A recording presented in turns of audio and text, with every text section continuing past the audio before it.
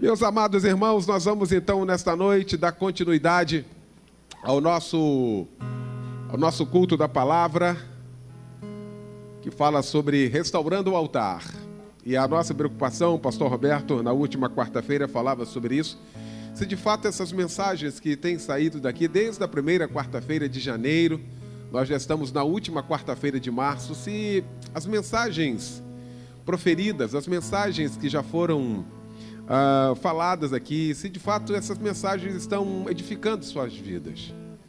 Se cada palavra que nós falamos aqui, se alguma acabou encaixando, e se você conseguiu se utilizar de alguns princípios que foram tratados aqui nessas quartas-feiras, porque se você tão somente ouvir e não praticar, vai ser tal qual o ano 2018. Não vai valer absolutamente nada para crescimento.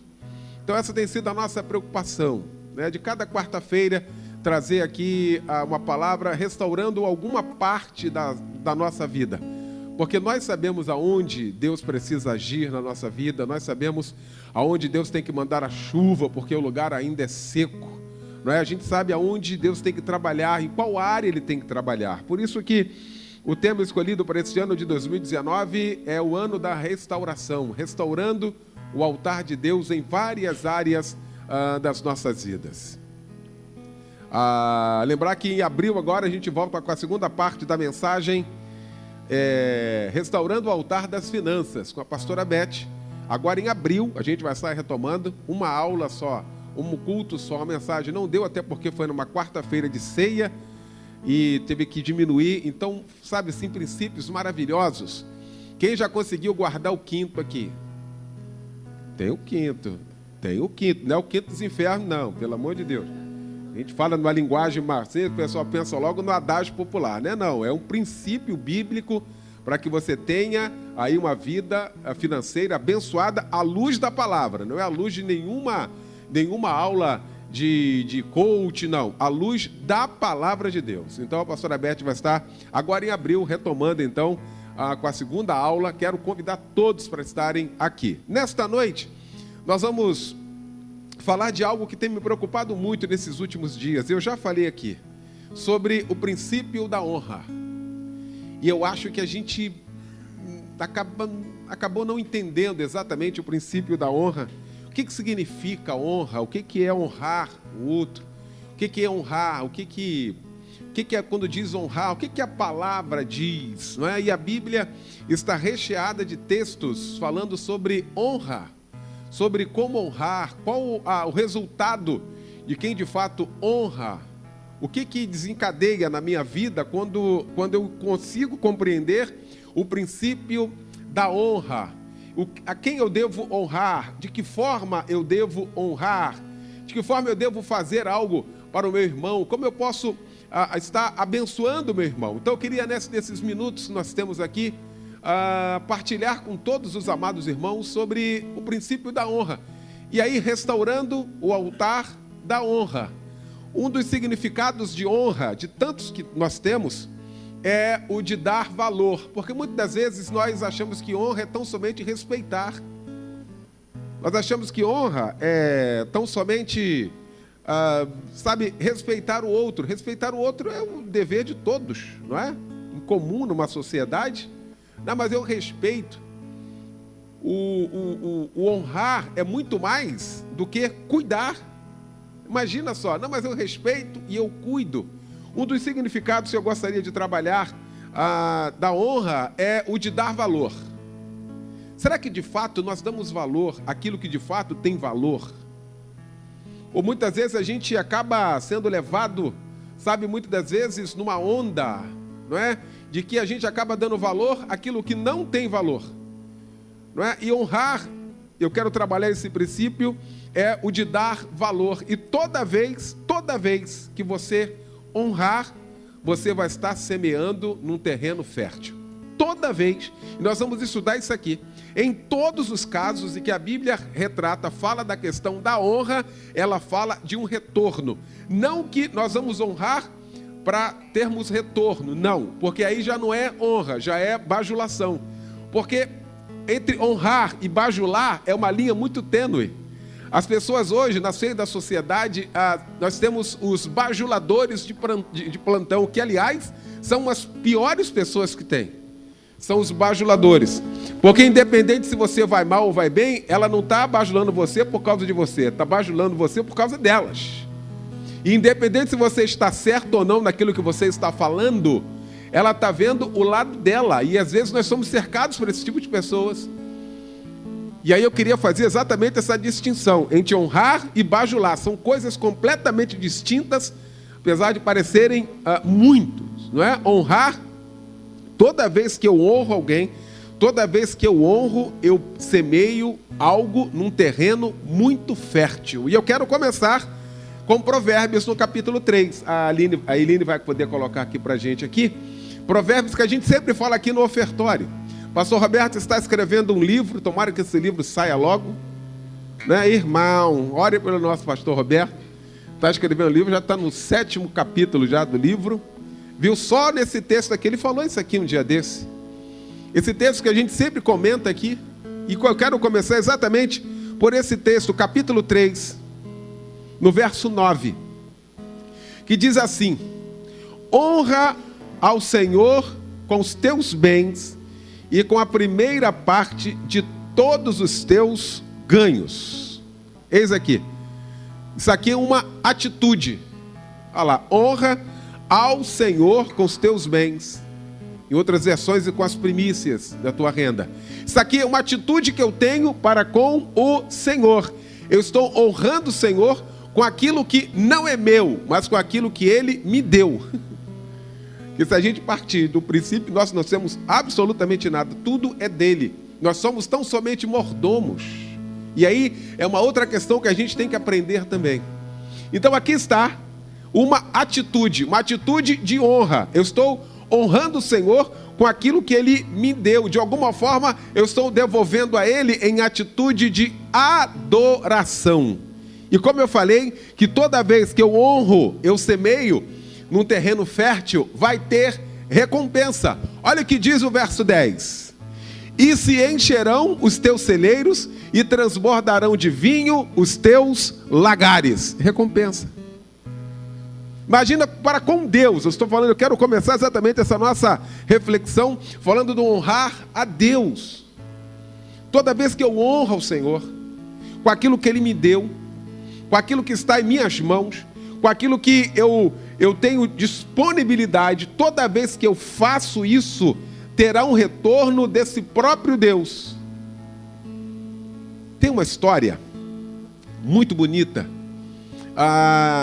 no livro de Esther.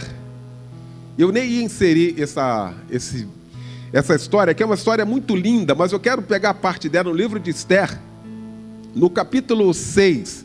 Vai falar sobre Mardoqueu e Amã. Lembra dessa história, pastora Beth? Meu Deus, que coisa linda! E aí a gente vai ter a convicção de que mesmo fazendo aquilo que tem que ser feito, quando você faz em atitude de honra, você é retribuído. Esther, no capítulo 6, vai falar exatamente dessa...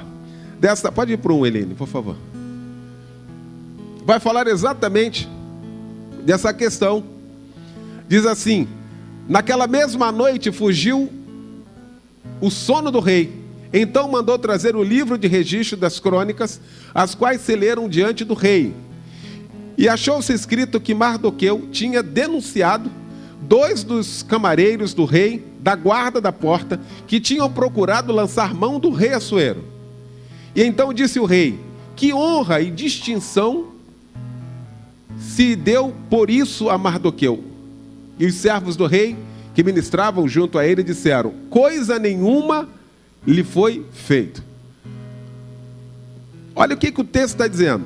O que aconteceu aqui? 2 camareiros tramaram em assassinar o rei. E quem estava na porta era Mardoqueu. E ele impediu que aquele plano fosse de fato levado a cabo, fosse executado. Que o rei fosse executado por aqueles homens. E quando o rei leu exatamente isso, aquelas pessoas que leram o livro das crônicas para o rei parou e falou assim: tá, e o que foi feito com este homem que impediu esse assassinato? E eles disseram: olha, nada foi feito. Aí o verso diz assim: então disse o rei: quem está no pátio? E Amã tinha entrado no pátio exterior da casa do rei para dizer ao rei que enforcasse a Mardoqueu na força que lhe tinha preparado. Amã havia preparado uma forca de 20 metros, exatamente, e ele entrou no pátio para ir direto ao rei, para pedir a cabeça de Mardoqueu. Olha isso. E aí o texto segue. E os servos do rei lhe disseram: eis que Amã está no pátio. E disse o rei que entrasse. E entrando Amã, o rei lhe disse: que se fará o homem de cuja honra o rei se agrada? Então Amã disse no seu coração: de quem se agradaria o rei para lhe fazer uma honra mais do que a mim? Olha, quando começa a bajulação, a autovalorização, ele falou assim: quem mais o rei poderia honrar a não ser a mim? Até porque era o segundo. Ele também era influente. Amã era um dos influentes da época. Ele falou assim: quem o rei poderia honrar a não ser eu? E aí segue o texto, dizendo: e disse Amã ao rei: para o homem de cuja honra o rei se agrada, traga a veste real que o rei costuma vestir, como também o cavalo em que o rei costuma andar montado, e ponha-se-lhe a coroa real na sua cabeça. E entregue-se a veste e o cavalo na mão de um dos príncipes mais nobres do rei, e vistam delas aquele homem a quem o rei deseja honrar, e leve-no a cavalo pelas ruas da cidade, e apregoe-se diante dele. Assim se fará o homem a quem o rei deseja honrar. Ele montou tudo na cabeça dele, da forma que ele queria ser honrado, da forma que ele achava que uma pessoa a que tinha agradado o rei deveria ser honrado. Aí segue o texto. Então disse o rei a Amã: apresenta-te, toma a veste e o cavalo, como disseste, e faze assim para com o judeu Mardoqueu, que está sentado à porta do rei, e coisa nenhuma omitas de tudo quanto disseste. Olha que coisa linda. Olha a atitude daquele homem que evitou um assassinato e não teve reconhecimento nenhum. O rei tomou conhecimento da história e o rei sente no coração. O texto diz que o rei perdeu o sono. O rei passou a noite em claro, assim: mas como é que pode um negócio desse? Não fizeram absolutamente nada. Não honraram esse homem pela sua atitude, pelo seu trabalho, pelo seu empenho, pelo seu zelo. E aí o texto diz assim: então o rei disse a Amã: faça isso. Tudo que você acha que o rei poderia estar honrando um homem, tudo você falou. Chame o judeu Mardoqueu e faça-se honra a ele. Toda vez, queria que você saísse daqui nesta noite com esta palavra no seu coração. Toda vez que você honrar, você terá recompensa. É isso que a gente perde. A gente perde tantas coisas. A gente perde tantas oportunidades. A gente perde, sabe, tantos momentos em que a gente poderia estar honrando. Em Mateus, no capítulo 10, tem um texto que é lindo e entra como uma luva. Mateus, no capítulo 10, tem uma história maravilhosa, 10:41, de um texto que a gente vai amarrar aqui a nossa sequência dessa questão da recompensa. Mateus 10:41, que vai dizer assim: quem recebe um profeta em qualidade de profeta, receberá galardão de profeta. Quem recebe um justo da qualidade de justo, receberá galardão de justo. Veja, o fato de receber alguém, de honrar alguém, de tratar alguém da forma como ele é, da maneira que ele é. E aí a gente, por não conhecer este princípio, muitas pessoas sofrem. Existem casamentos que estão quebrados, arrebentados. Não é lá fora não, estou falando no seio da igreja. Casamentos que estão por um fio, porque não há o princípio da honra. E em 1 Pedro vai falar sobre isso, vai confirmar isso. 1 Pedro no capítulo 3, vai falar exatamente da qualidade dos casamentos, aquilo que nós deveríamos ter como algo lindo, bonito, maravilhoso, feito por Deus, criado por Deus. E aí Pedro vai escrever a primeira carta, capítulo 3. Show, Eline. Capítulo 3, verso 7. Olha lá, igualmente vós maridos, coabitai com elas com entendimento, dando honra à mulher. Às vezes a gente acha assim, não, mas eu respeito. Mas respeito tem que ser dado. Tá, mas eu faço tudo que ela quer. Às vezes a gente faz tudo, mas a gente não honra. E o texto segue dizendo assim, dando honra à mulher como vaso mais fraco, como sendo vós com os seus co-herdeiros da graça da vida, para que não sejam impedidas as vossas orações. Esse é um texto clássico que fala sobre honrar a mulher. Numa sociedade ainda com resquícios de um machismo terrível, a qual historicamente a gente ainda carrega, um ranço de um machismo ainda muito forte, enraizado. Muitas das vezes a mulher não é honrada, e toda vez que a gente perde a oportunidade de honrar, a gente arruma um monte de problemas. Casamentos por um fio no seio da igreja, porque as pessoas desconhecem o princípio da honra. E o que é honrar, pastor? É dar valor? Será que de fato nós damos valor àquilo que tem que ser dado valor? E se damos valor, é o valor exato daquilo que merece ser dado valor? Aqui está um texto clássico. E como a gente vem, sabe, embolando no meio, como a gente vem complicando o meio de campo, como a gente vem fazendo de tudo, muitas das vezes, achando que nós somos os bambambãs da história. Nós homens, o texto é para nós. Vós maridos. Está ali o texto. Para honrar. E aí eu fico me perguntando, será que de fato eu estou honrando a Aline como ela merece? Ah, mas eu amo a Aline. A Aline é minha esposa há 22 anos. Há 26 estamos juntos. Mas será que nesse tempo todo, será que desde o primeiro dia eu tenho honrado ela? Um peso que se abate sobre mim? Será que eu tenho dado valor a ela? Tenho total convicção de que não chegaria aonde estou sem ela. Sem ela. Existe um projeto. Eu não estou falando de Deus, estou falando de casal, estou falando de honra. Não chegaria. Digo mais, não teria o pouco que tenho, e graças a Deus tenho, sem ela. Será que de fato a gente reconhece isso? Ou a gente acha que tudo que a gente tem foi porque eu.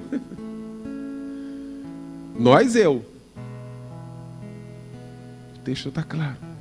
Dando honra à mulher. Aí a gente até honra a mulher, mas porque é um vaso fraco. É o vaso mais fraco. E a gente acha que a mulher é mais fraca que a gente. Ledo engano. Ledo engano. Tem homem que tem medo de tomar injeção? Ainda bem que aqui não tem. Qualquer dorzinha a gente superdimensiona. A mulher tem filhos. Tem homem que tem medo de barata. Ainda bem que aqui não tem. E a gente acha que a gente é forte. Aí a gente honra a mulher porque ela é fraca. A gente perde a noção do que o texto quer dizer. Para mim e para você nesta noite, nós homens, nós de fato estamos honrando as nossas mulheres como elas merecem ser honradas? Porque toda vez que a gente honrar, nós vamos ter recompensas. Os filhos. Para os filhos, e todos nós que somos pais, avós, nós somos filhos de alguém. Nós somos filhos de alguém. E aí o texto vai dizer, em Deuteronômio no capítulo 5, verso 16, vai trazer algo lindo para nós. Eu estou falando aqui só para as crianças, adolescentes, os jovens, não, para nós todos. Que é para os filhos. E eu posso ter 48 anos. Meu pai tem 73. Minha mãe tem 65. E eu continuo sendo filho. E o texto vai dizer: honra a teu pai e a tua mãe, como o Senhor teu Deus te ordenou, para que se prolonguem os teus dias e para que te vá bem na terra que te dá o Senhor teu Deus. Olha como o texto começa. Interpretação, vamos lá. Honra teu pai e tua mãe, como o Senhor teu Deus te ordenou. Atitude: honrar. E o que é que vem depois que eu faço isso? Depois que eu obedeço isso, depois que eu cumpro isso, aí vem a recompensa: para que te prolongue os teus dias e para que te vá bem na terra que o Senhor Deus te dá. É por isso que a gente vai ver tantas pessoas que poderiam ser abençoadas, elas são amaldiçoadas. Eu não conheço um filho que levantou a mão para a mãe e o pai que seja abençoado. E se estão vivos, não tem como. É o princípio da honra. É o princípio da honra. Interessante que essa palavra honrar, ela está, sabe, semeada. Ela tem na Bíblia os montes. Eu não sei por que a gente perdeu a noção disso. Eu não sei por que a gente não colocou isso na nossa cabeça. 2 Reis, no capítulo 4, esse princípio vai materializar sonhos. Quem tem sonhos aqui? Sonhos. Só os que têm sonhos. Tem gente que não tem mais sonhos. Tem gente que parou de sonhar e não vai realizar mais nada mesmo. Tem alguém que tem sonhos aqui? Quem tem sonhos? Você sabia que esse princípio da honra materializa sonhos? No capítulo 4, a partir do verso 8, tem uma história linda. Olha lá. Sucedeu também um dia que, indo Eliseu a Sunem, havia ali uma mulher importante, a qual o reteve para comer pão. E sucedeu que todas as vezes que passava por ali, entrava para comer pão. E ela disse ao seu marido: eis que tenho observado que este que passa sempre por nós é um santo homem de Deus. Façamos-lhes, pois, um pequeno quarto junto ao muro, e ali lhe ponhamos uma cama, uma mesa, uma cadeira, um candeeiro, e há de ser que, vindo ele a nós, para ali se recolherá. E sucedeu que um dia ele chegou ali, e recolheu-se àquele quarto e se deitou.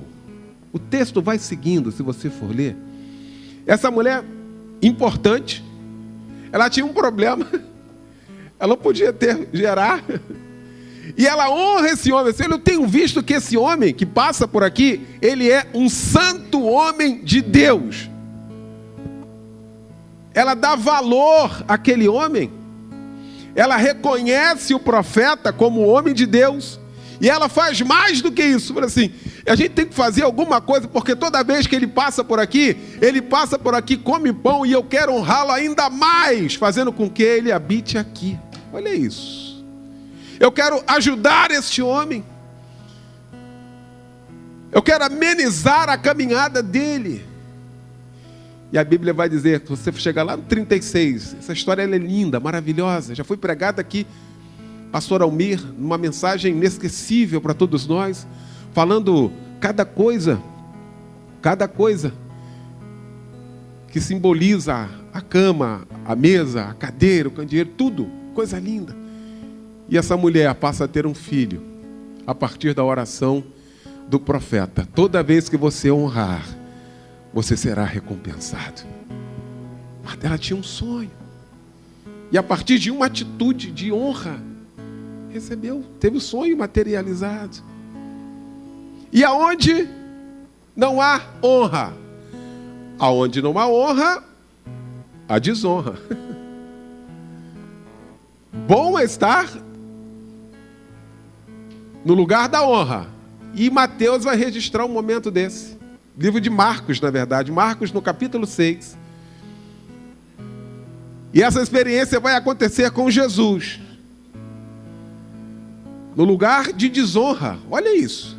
Quem mais falou de honra, quem mais ensinou de honra, quem mais deu exemplo de honra às pessoas, chega na própria casa dele e é desonrado. Olha que negócio. Eu acho lindo quando Jesus diz assim: dai a Deus o que é de Deus e a César o que é de César. Ele poderia falar: não, dá só para Deus. Que conversa de rei nada, meu irmão. Que governador nada. A Deus o que é de Deus e a César o que é de César. Ou seja, a parte é dele. Ele foi numa festa, chegou lá, tinha que pagar. Você fala assim: a gente tem que pagar, mas o senhor não vai pagar, né? Falo, sim, vai lá na boca, pesca um peixe lá para a gente pagar. Respeita, dá valor. E ele chega dentro da casa dele e é desonrado. O capítulo 6 de Marcos vai registrar exatamente isso. No verso 5, Jesus chega para falar, e toda vez que era a tradição da época, quando chegava qualquer pessoa de fora, falar na sinagoga, pregar na sinagoga, e Jesus é convidado a pregar na sinagoga. E quando ele está pregando, as pessoas se admiram dele. O texto está aí, capítulo 6 de Marcos. Jesus diz assim, volta um pouquinho, Eline, no 3, no 2. Olha lá, e chegando o sábado, começou a ensinar na sinagoga, e muitos ouvindo se admiravam, dizendo: de onde lhe vêm estas coisas? E que sabedoria é esta que lhe foi dada? E como se fazem tais maravilhas por suas mãos? Aí, daqui a pouco, não é este o carpinteiro, filho de Maria, o irmão de Tiago, e de José, e de Judas, e de Simão? E não estão aqui conosco suas irmãs? E escandalizaram-se nele, ou seja, assim, mas esse é daqui. Esse não é o filho do carpinteiro? A gente não quer ouvir, não. Ao 4. E Jesus lhes dizia: não há profeta sem honra senão na sua pátria e entre os seus parentes e na sua casa. E aí entra o verso 5 que eu queria. E não podia fazer ali obras maravilhosas. Olha aqui. Olha o que a desonra ocasiona. A honra nos traz recompensa. E a desonra traz o não mover de Deus. O texto é lindo, olha assim. E não podia fazer ali obras maravilhosas. Somente curou alguns poucos enfermos, expondo-lhe as mãos. Ele queria fazer coisas grandes, se fosse honrado. As pessoas, várias ficaram sem ter um retorno. Por quê? O local da desonra, aonde impera a desonra, para tudo. Aonde impera a desonra, não tem bênção de Deus. Aonde impera a desonra, não tem o mover de Deus. Aonde impera a desonra, não tem as maravilhas de Deus. E aí, mais uma vez, para você não esquecer, toda vez que você honrar alguém, toda vez que você honrar, você será recompensado. Não honre por causa da recompensa, honre porque você tem que honrar, porque de qualquer forma e no tempo certo você será recompensado. E o mais interessante é de que a honra não tem prazo, porque às vezes a gente acha que honra tem prazo, né? Morreu, acabou. Não, a Bíblia fala sobre isso. A Bíblia traz uma história muito linda. Em 2 Samuel, no capítulo 9, tem uma história que, sabe, me encanta muito. É a história que nós conhecemos de uma amizade de alma que começou entre Davi e Jonatas. Uma amizade de alma, de uma amizade muito linda. E Jonatas morre com Saul. Jonatas é filho de Saul, perseguidor de Davi. Tentou de várias formas matar Davi. Quem mais teve oportunidade de matar Saul foi Davi. E não fez por causa da honra. Lembra da história lá da caverna, que ele entrou para se aliviar? E Davi estava atrás dele. Poderia ir ali. Imagina, o cara está me perseguindo. Se ele me encontrar aqui, se ele me vê, ele me mata. Aí a gente entra para a nossa história. Antes de chorar minha mãe, chora a dele primeiro. É assim que a gente resolve o nosso problema, né? Davi falou, opa. E eu não tenho dúvida que foi ali, exatamente ali, onde o reinado de Davi foi confirmado. Ele respeitava a autoridade, mesmo aquela autoridade perseguindo ele. E aí Jonatas morre numa guerra junto com Saul. E naquela época, quando morria numa guerra, matava-se todo mundo da família para que não houvesse retaliações. E aí um dia, no capítulo 9, capítulo 1, verso 1, capítulo 9, e diz Davi: há ainda alguém que tenha ficado da casa de Saul, para que eu lhe faça benevolência por amor de Jonatas? Jonatas já estava morto. Jonatas já estava morto. Verso 2. E havia um servo na casa de Saul, cujo nome era Ziba, e o chamaram à presença de Davi. E disse-lhe o rei: és tu Ziba? E ele disse: sim, teu servo. E disse o rei: não há ainda alguém da casa de Saul para que eu use com ele de benevolência de Deus? Então disse Ziba ao rei: ainda há um filho de Jonatas, aleijado de ambos os pés. E disse o rei: aonde está? E disse Ziba ao rei: eis que está na casa de Maquir, filho de Amiel, em Lodebar. Então mandou o rei Davi e tomou a casa de Maquir, filho de Amiel, de Lodebar. E Mefibosete, filho de Jonatas, o filho de Saul, veio a Davi e se prostrou com o rosto por terra, e inclinou-se e disse ele: eis-me aqui, teu servo. E disse-lhe Davi: não temas, porque de certo usarei contigo de benevolência por amor de Jonatas, teu pai, e te restituirei de todas as terras de Saul, teu pai, e tu sempre comerás pão à minha mesa. Quando ele chega e se prostra, ele fala assim: morri. O rei me achou. Não era para ficar ninguém, só tinha ele. E pela tradição, quem tinha qualquer parte mutilada não poderia fazer parte do cenário do rei. Eu fico imaginando aquelas pessoas de fora, vendo Davi receber Mefibosete, filho de Jonatas, neto de Saul. Assim, agora o rei acaba de vez com tudo, com todo o reinado, com toda a descendência de Saul. Mas o rei Davi quis honrar Mefibosete por causa do amor que ele tinha por Jonatas. Às vezes nós temos o hábito de esquecer das pessoas que se foram.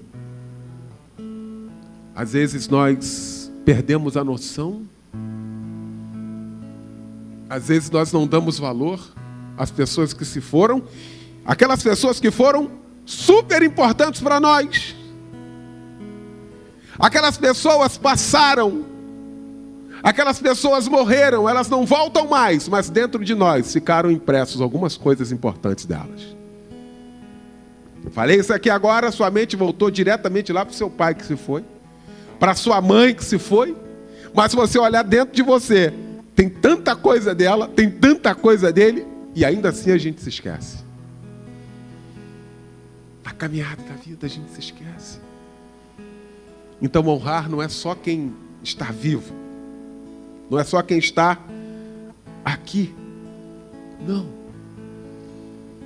Devemos honrar as pessoas que deixaram valores em nós. Numa sociedade que tem dificuldade de honrar quem está vivo, falar sobre isso, quem temos que honrar, não é venerar, não é idolatrar, não é nada disso. É honrar. Honrar. Honrar pai e mãe, conforme nós falamos aqui, não é honrar o pai e mãe que é legal com você. É teu pai, é tua mãe, é devido à honra a ele. Acabou. Ah, mas meu pai, mas é teu pai. Mas a minha mãe... É sua mãe. É honra. É onde está. É a posição que exerce. É a posição que exerce. Nós temos essa dificuldade muito grande. A pastora Beth elencou uma vez aqui uma palavra tão linda que nunca mais esqueci. E toda vez que eu tenho a oportunidade de falar sobre isso, eu sempre trago essa palavra que ficou fortíssima no meu coração em 2014.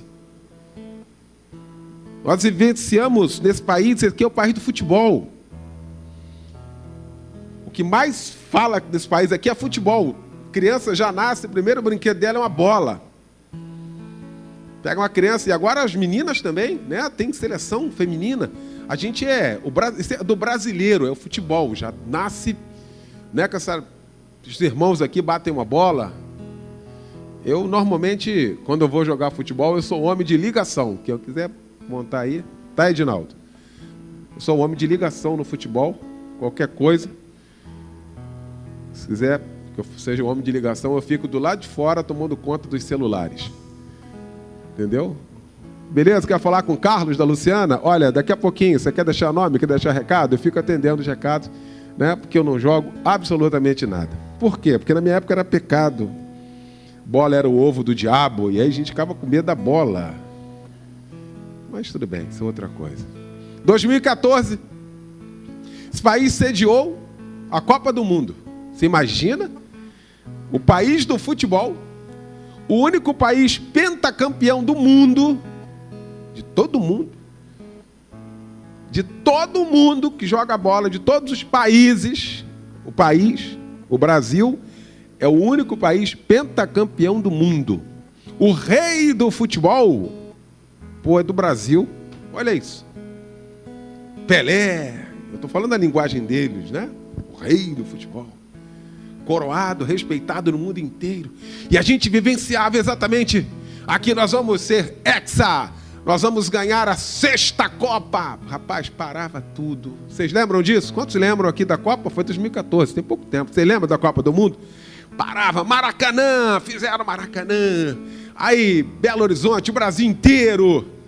E a gente, não, o quê, meu irmão? O Brasil é muito bom, rapaz. O Brasil vai arrebentar. Brasil, nós vamos ser hexa. Dentro de casa, né? Aí vem, vamos embora. E a primeira, segunda, e ganhamos. Aí vamos para outra fase. Aí nas quartas de final, eu quero voltar um pouquinho na primeira, para poder entrar na nossa mensagem aqui, para encaixar aqui na mensagem. Lá na Bahia, na abertura, foi São Paulo, né? São Paulo, abertura. Lotado o estádio. 2014, a presidente da época era Dilma Rousseff. Já no seu declínio de governo. Todo mundo já criticando, falando. E quando aquela mulher, a presidente do Brasil, aquela mulher, ela tinha uma posição, aquela mulher é uma autoridade máxima, chefe de Estado. Quando aquela mulher entra no estádio, na abertura da Copa, abertura oficial da Copa, o estádio inteiro começa a vaiar aquela mulher, e muito pior que isso, começa a xingar aquela mulher. Palavrões impublicáveis, e lá estava aquela autoridade. Isso lá na abertura. Primeiro jogo, a abertura da Copa, em que a gente estava feliz porque a gente seria hexacampeões. Imagina, troféu maravilhoso, ninguém tem. E vem o segundo jogo, aí meio cambaleando, mas passava, suava, e a gente, quartas de final, Belo Horizonte, Brasil e Alemanha. Até hoje, se os irmãos não sabem, eu também fui repórter esportivo, trabalhei em rádio esportivo, fui repórter esportivo por muitos anos. Conheço uma turma boa ainda que está no esporte, outras já se foram, outros companheiros já se foram, outros pararam. Tecnicamente, ninguém explica aquilo. Tecnicamente, técnica. Equipe por equipe, ninguém explica. Taticamente, também ninguém explica. A tática, onde cada um tinha que atuar, como fazer, ninguém fala, não, estava perfeito. Tinha os times melhores, mais preparados, outros não, mas tecnicamente, taticamente também perfeito. A questão não era tecnicamente e nem taticamente. A questão era espiritualmente.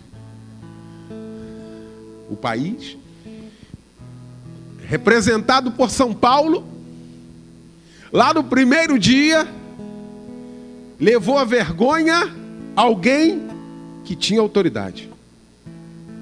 Ninguém explica aquele 7-1, Brasil e Alemanha. Ninguém. E até hoje, o Brasil passa vergonha no mundo inteiro por causa daquele 7-1. Falta da honra. Aonde há desonra, nós vamos colher resultados negativos.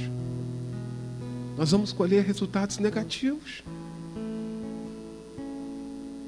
Sabe, por tanto tempo a gente perdeu a oportunidade de honrar as pessoas. Há um bom tempo que eu já coloco esse tema lá no debate, para ver se a gente consegue fomentar isso, para que a gente, sabe, tenha recompensas maiores pelas nossas atitudes. A gente tem uma dificuldade de honrar, e a gente tem dificuldade de receber a honra. Porque a gente acha que a gente está tomando o lugar de Deus. Sabe quando eu vou tomar o lugar de Deus, querido? Nunca. Quando eu tentar tomar, Ele me tira. Ele não divide a honra dele com ninguém. A glória dele, é Ele é absoluto, Ele é o Senhor. Mas a gente tem essa coisa na nossa mente. Vários pastores aqui, o tempo todo que a gente está aqui, esse tempo que eu estou aqui, eu tenho procurado honrar cada pastor aqui da igreja. E não faço mais do que a minha obrigação. Todo mundo que está aqui ora, todo mundo faz, todo mundo, não tenho, eu não sou nada. Isso aí aprendi com o pastor Roberto também. É um outro homem, sabe, livre disso. Um homem com uma capacidade monstruosa, com uma inteligência divina, com a Bíblia na cabeça. E eu já contei aqui para vocês, várias vezes lá no debate, ele chega lá, aquele jeitinho dele, irmão, aquele jeitinho dele. Aí os pastores que não conhecem olham assim e falam. Aí quando aquele homem abre a boca, eles ficam assim. Aí olham para mim e dizem assim. E glória a Deus por isso. Glória a Deus por isso. Sabe, eu tenho esses anos agora, pior que me despertei um tempo para cá, quanto tempo eu perdi. Poderia ter honrado tantas outras pessoas que passaram pela minha vida. Poderia ter dado valor a tantas outras pessoas. Pastor Roberto, a direção, pastora Beth, que a gente monta aqui, né, acabou ficando comigo essa questão de escalar pastores aqui. Às vezes eu passo meses aqui sem pregar. Eu fico feliz em ver os pastores aqui pregando. Pastor Marcelo contou aqui a experiência de domingo. Ele, na hora do almoço, pastora Beth, recebeu uma palavra no Salmo 23. E ele comentou com a esposa e com a mãe dele. Ele falou isso para mim na hora. E eu com aquele negócio assim, pastor Paulo Duarte. Minha mente, pastor Paulo Duarte. Falei, meu Deus. Aí mandei para ele. Aí ele pegou e falou assim, pastor, Deus acabou de me dar uma palavra e há 2 minutos atrás eu falei aqui com a minha família, eu partilhei esta palavra e eu falei assim, Deus há de abrir uma oportunidade para eu partilhar esta palavra com os meus irmãos. Eu só não esperava que fosse a jato. sabe, ter a vida dirigida nesse sentido. Poderia ter sido tantos outros, ou eu mesmo. Pastor Roberto colocou o irmão, pastor Roberto vai para bairro, eu vou para Jardim América. O irmão prega a palavra hoje. Poderia falar, tá, não. A direção de Deus era para que naquela noite de domingo o pastor Paulo pregasse, para que Deus utilizasse a instrumentalidade dele, confirmasse a palavra dele na vida dele, e o culto fosse aquela maravilha que foi domingo. O princípio da honra. Honrar, dar valor. E os pastores descem aqui, eu falo assim, aí, eu até brinco, que palavrão, hein? Quer dizer, palavra grande, palavra aumentativo, né? Que palavra gloriosa vinda do alto. Que palavra bendita. E a gente perde a oportunidade de falar sobre isso. A gente perde essa oportunidade. Quero concluir essa mensagem indo a 1 Pedro novamente, no capítulo 2, no verso 17. Quando eu falei aqui da posição, e eu louvo a Deus por essa igreja, louvo a Deus por essa igreja, que reconhece a autoridade que há sobre ela. Eu louvo a Deus pela sua vida. Nunca tivemos problema aqui, irmão, pelo menos que eu saiba aqui, de insubordinação, de nunca. É por isso que a sua vida é abençoada. Tem gente, tem lugares aí, querido, que pastor, ele é questionado, ele é colocado abaixo de zero, ninguém honra, ninguém fala, ninguém faz, ninguém, nada. Existe uma posição de autoridade. Autoridade. Ele não é nada, pastor Roberto, não é nada melhor que nós, ele é igualzinho a nós, só que sobre ele repousa a autoridade de Deus e a responsabilidade de nos conduzir. É dele. Ele tem defeito igual eu tenho, igual você tem limitações, tem tudo. Tem cãibra à noite. Quem tem cãibra à noite aí? Opa, alguém levantou a mão ali, mas uma pessoa só, tem mais, né? Cãibra, isso, tá vendo? Cãibra no pé, dá aquele ovo na perna, né? Mabete, dá massagem. Mesma coisa, irmão. Mesma coisa que a gente tem. Mas sobre ele repousa a autoridade de Deus. Foi ele que foi escolhido por Deus para nos conduzir. Então honre seu pastor. Honre seu chefe. Fernanda pregou aqui, irmã Fernanda pregou aqui quando falou sobre restaurando o altar da profissão. Honre seu chefe. Talvez você seja melhor que ele. Talvez você faça melhor que ele. Mas a posição que está lá de chefe é dele. Então honre isso. Honre isso. E no capítulo 2, verso 17 de 1 Pedro diz assim: honrai a todos. Amai a fraternidade. Temei a Deus. Honrai ao rei. Se nós aprendermos o princípio da honra, 90% dos nossos problemas interpessoais terminaram. E o apóstolo Paulo já resolveu isso. O apóstolo Paulo já resolveu isso quando escreveu assim: considerai os outros superior a você. Considera o outro superior a você. Em outras palavras, honre o outro. Respeite o outro. Respeite o outro. E aí a gente, olha, resolveu 90% de todos os nossos problemas de relação interpessoais. Que esta palavra esteja no meu e no seu coração. Ainda para fechar, Eline, Romanos no capítulo 12, verso 10.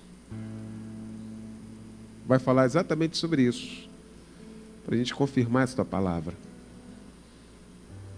Quando a gente trouxer isso ao nosso coração, eu quero, e já faço isso já há um bom tempo, honrar. Eu quero honrar. Porque, biblicamente falando, e é essa palavra que vale, não é coach que está falando, não é nenhuma técnica humana, é a palavra de Deus. Certificou para mim e para você, de que toda vez que nós honramos, nós seremos recompensados. Romanos, no capítulo 12, no verso 10. Diz assim: amai-vos cordialmente uns aos outros, com amor fraternal, preferindo-vos em honra uns aos outros. Amai-vos cordialmente uns aos outros e honrai uns aos outros. Essa é a palavra de Deus para a minha vida e para a sua vida. Que o nosso altar da honra comece a ser restaurado a partir desta noite, para que sejamos recompensados na nossa vida aqui, para que sejamos abençoados, para que no lugar da honra tenhamos êxito em tudo aquilo que fomos fazer.